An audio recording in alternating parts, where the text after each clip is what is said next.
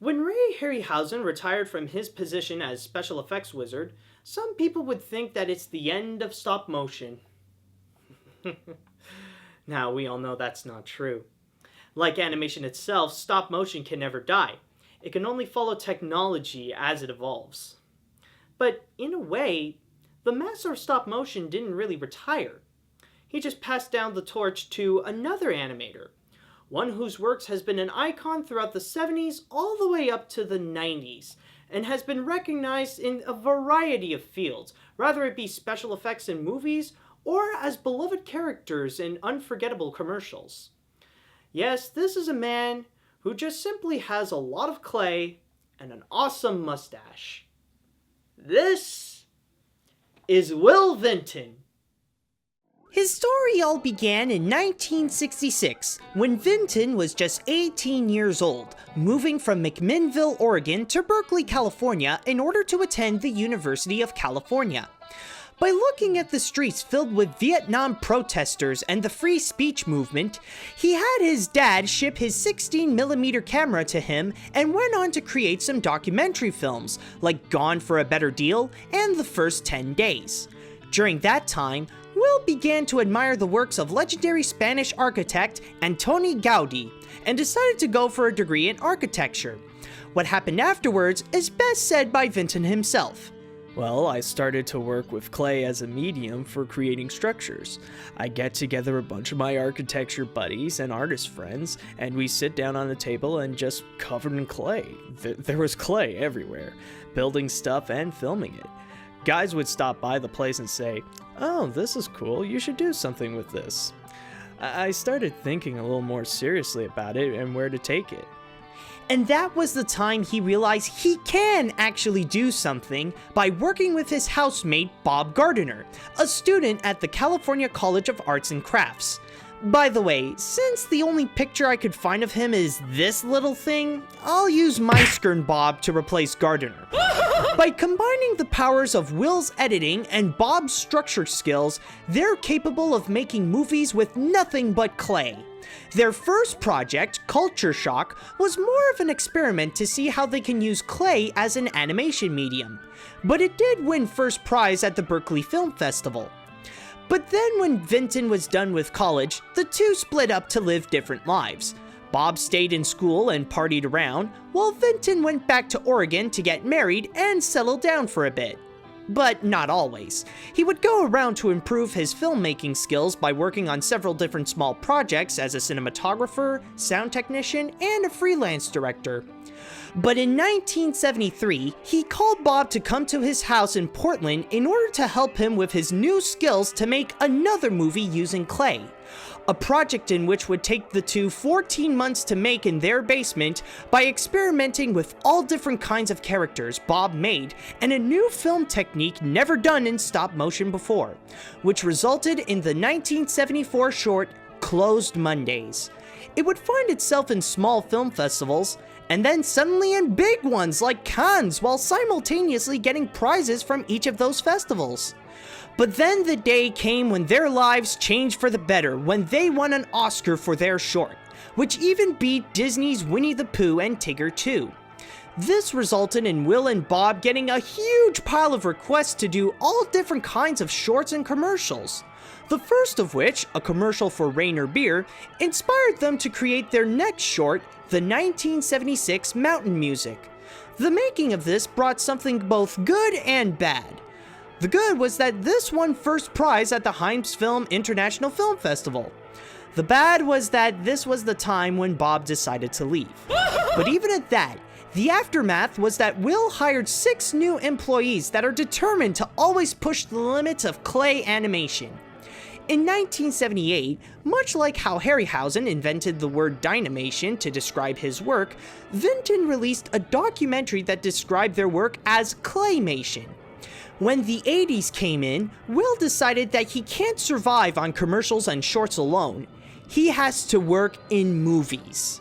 Although Although he did do a few sequences for films like Divine Madness and Brain Donors, the first movie he fully did was The Adventures of Mark Twain.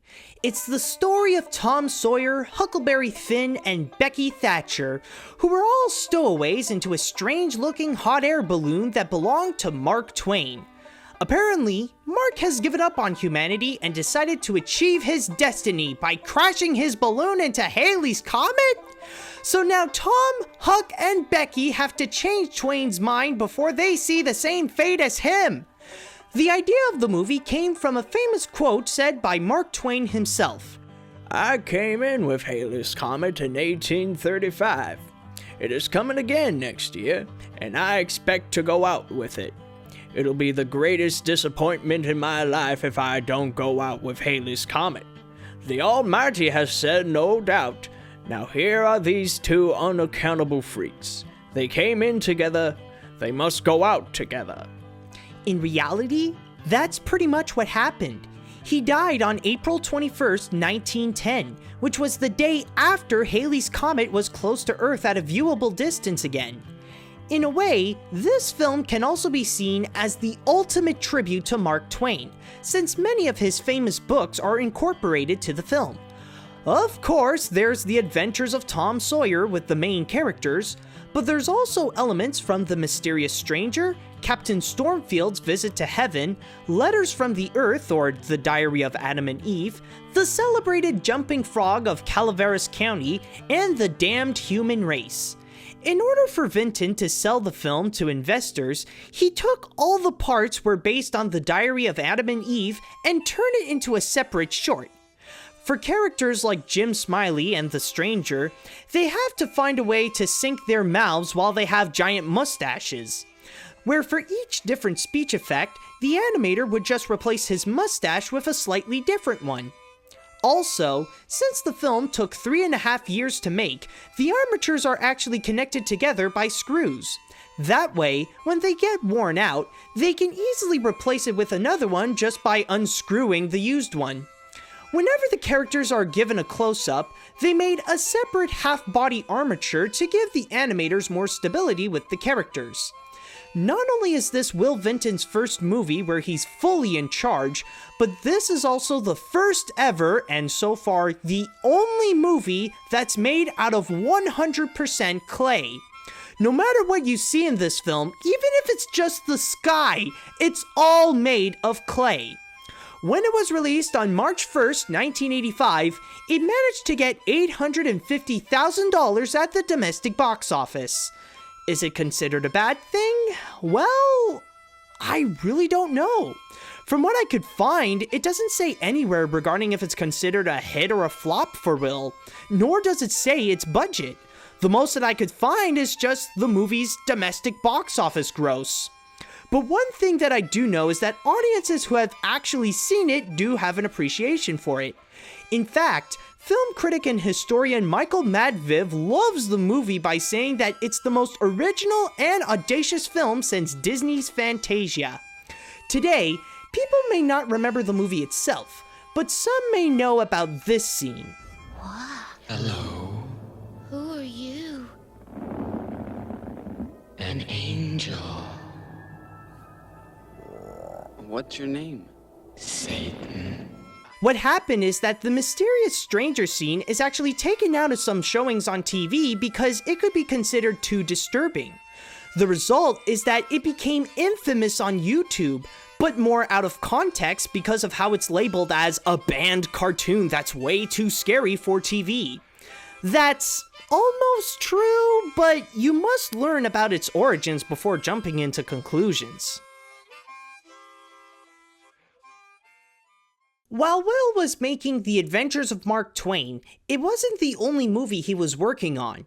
He also had to work on some of the visual effects in the 1985 Disney film Return to Oz.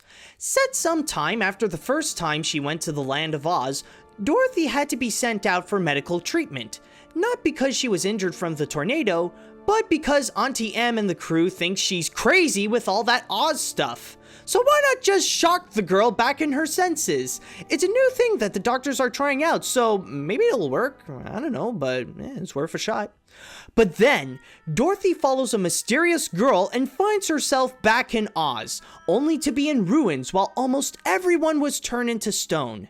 So with the help of a new batch of colorful characters, Dorothy has to save her old friends and turn Oz back to normal.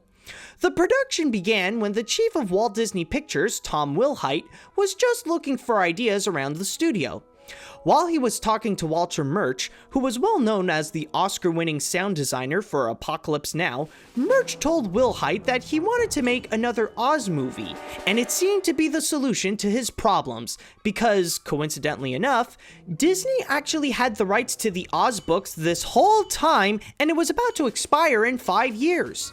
You see, Walt Disney always wanted to do something with the story of Oz since 1937. He managed to get the rights in 1954 after the success of films like Cinderella and Peter Pan. At that point, he planned out to make a TV special that grew into a live-action musical feature called The Rainbow Road to Oz, which would star many of his Mouseketeers from the Mickey Mouse Club. Unfortunately, the project never came to be since they decided to make Babes in Toyland instead. But back on to Return to Oz, Walter had a different plan with this movie. Instead of making it a direct sequel to the 1939 movie, he wanted to make something that would stick closer to the original novels, most namely the second and third one with The Marvelous Land of Oz and Ozma of Oz. Originally, Dorothy's old friends, the Scarecrow, the Tin Man, and the Cowardly Lion, were all supposed to have a much bigger role in the film, but due to budget cuts, they only appeared as a cameo at the end of the film. For the casting, they originally wanted to get Christopher Lloyd or Leo McKern to play the Gnome King. The last one was because he looked so much like the character in the original illustrations, but McKern didn't take the part because of his schedule. Other people they wanted to get include Louise Fletcher and Mary Steenburgen to play Princess Mombi, Don Knotts to voice Bellina, the talking chicken, and Dick Van Dyke to voice either Jack Pumpkinhead or the Scarecrow. In order to incorporate the ruby slippers in the movie, Disney had to pay a large fee to MGM in order to get the rights for those slippers. Yes, I know Disney already has the rights to the Oz stories, but here's the thing. In the original books, they were actually silver shoes, but when MGM's The Wizard of Oz came around, they wanted to take full advantage over the new Technicolor technology, which they can present the film in color. So in order for those shoes to really pop out, they changed it to ruby slippers to make them bright red.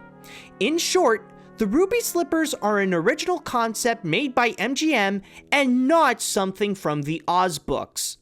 Much like Carol Marsh in the 1949 Alice in Wonderland, Fairuza Balk, who played Dorothy in the film, performed all her own stunts, no matter how many times she had to redo it.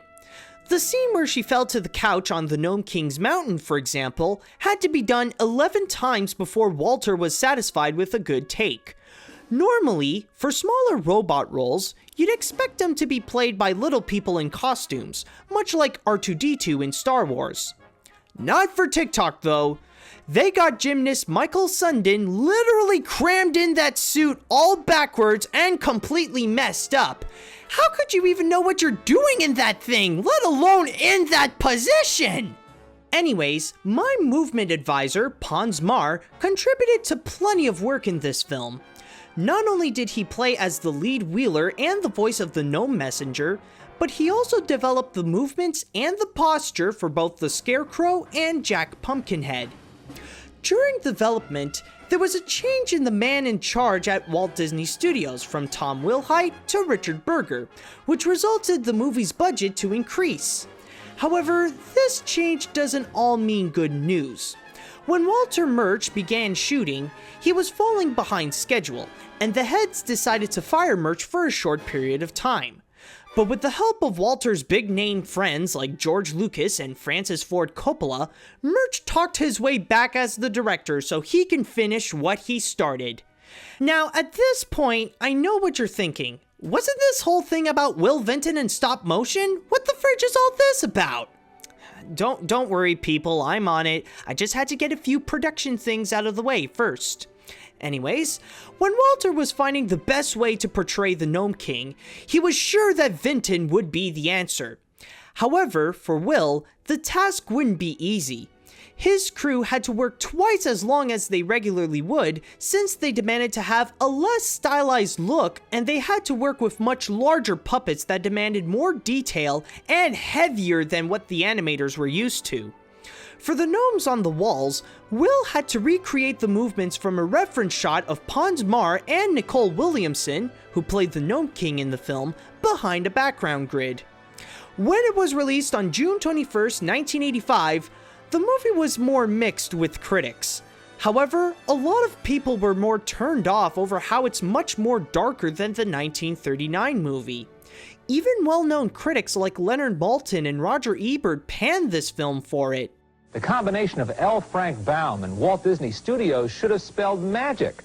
But this dark, sometimes dreary movie just spells disappointment to me. It was inspired by one of the best movies of all time and was a complete disaster.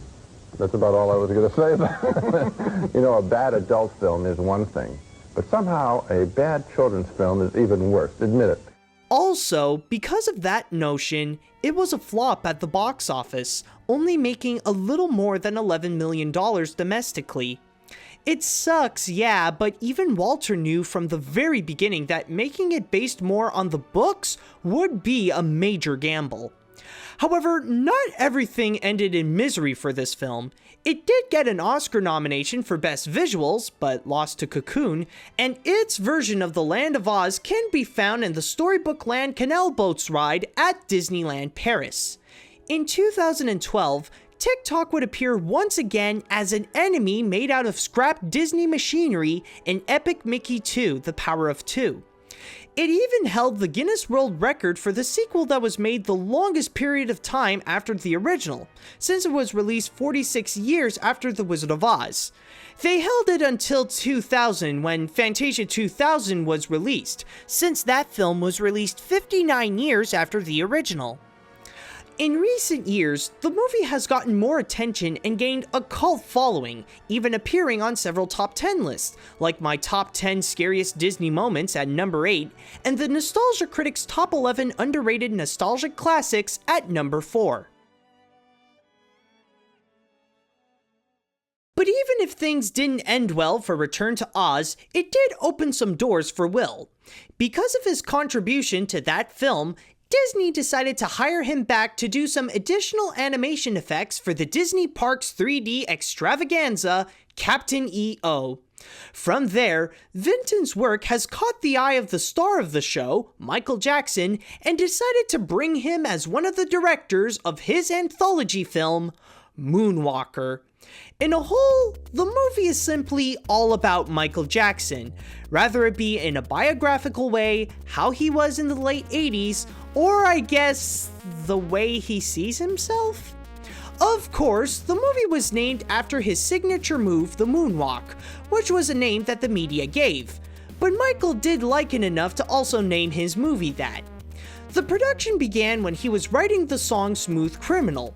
With it, he also had an idea for a short story that would go along with the music video.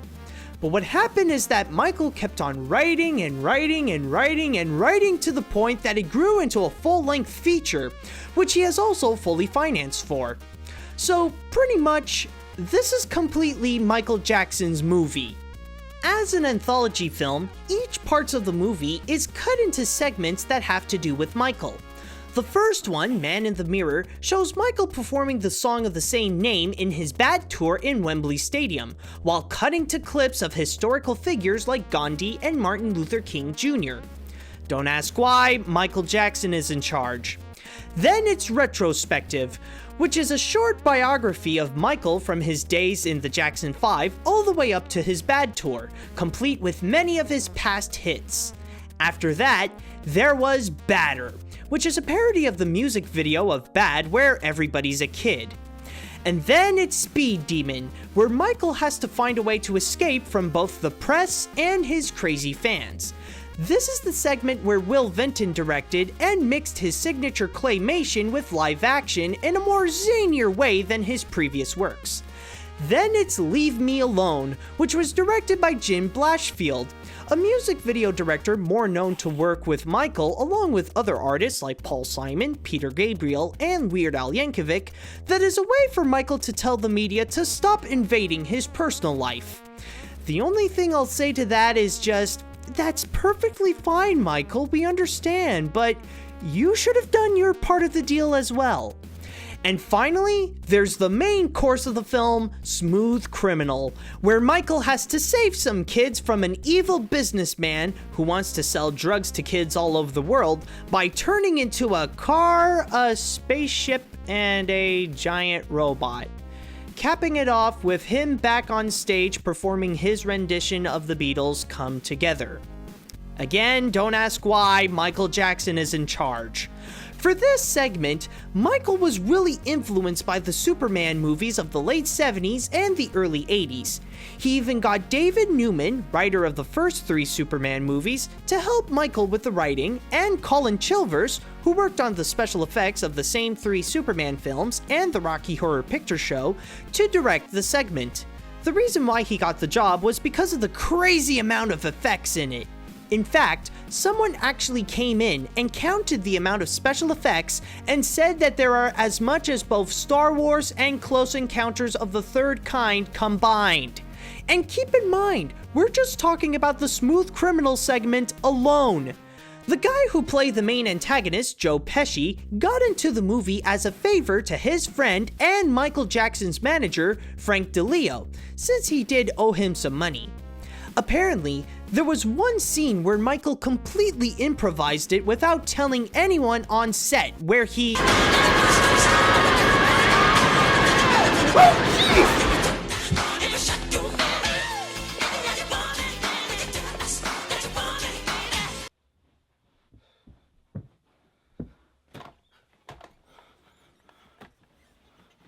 Okay. Technically, those are just blanks. But you guys might be wondering, why? Don't ask! Michael Jackson's in charge! By the way, I forgot to mention that Michael didn't have time to always stay for the production. While making this film, he also had to do his Bad Tour, which was his first solo world tour. Originally, Michael wanted to release this at the same time as his Bad album, but with everything he had to do for this film, the album, and the tour, that was for sure not gonna happen. Instead, it was released in theaters in Europe and South America on October 29, 1988. As for North America though, Michael couldn't secure a deal with Warner Brothers to be released theatrically. Instead, the film was released straight to video on January 10, 1989. But even at that, the movie was still a success by earning $67 million at the box office and sold 800,000 copies of the film on VHS and Laserdisc in just 3 months. As for the critics, it was more of a mix. As Variety said it best, Moonwalker seems unsure of what it was supposed to be. At the center of the pick is the Smooth Criminal segment, a musical dramatic piece full of dancing, schmaltzy kids, sci-fi effects, and blazing machine guns. Around it are really just numerous Jackson music videos with little to no linkage. Although quite enjoyable, the whole affair does not make for a structured or professional movie. During that same year, Blackthorn Publishing released an adaptation of the film into a comic book called Moonwalker 3D. Because the comic was a flop, it was said to play a major part in the closure of Blackthorn in 1990. On the bright side, there were several adaptations of Moonwalker in the form of a video game for the home computer, arcade, and Sega Genesis, which are all based more on the Smooth Criminal segment. However, like the movie, critics were more mixed with the game. But in this case, they either really loved it or really hated it. where Game Informer placed it at number 8 on its top 10 worst licensed game ideas. GameSpot added it to its Hall of Greatest Games of All Time. While Vinton was working on those films during the 80s, he was at the height of his career both at the movies and on television. Not necessarily on TV shows, but definitely a big name with commercials. He has been known to create advertising that would feature characters that are now an icon of their time, like Domino's Pizza's The Noid. But what really made his work a household name was in 1986, when he released his first commercial of the California Raisins.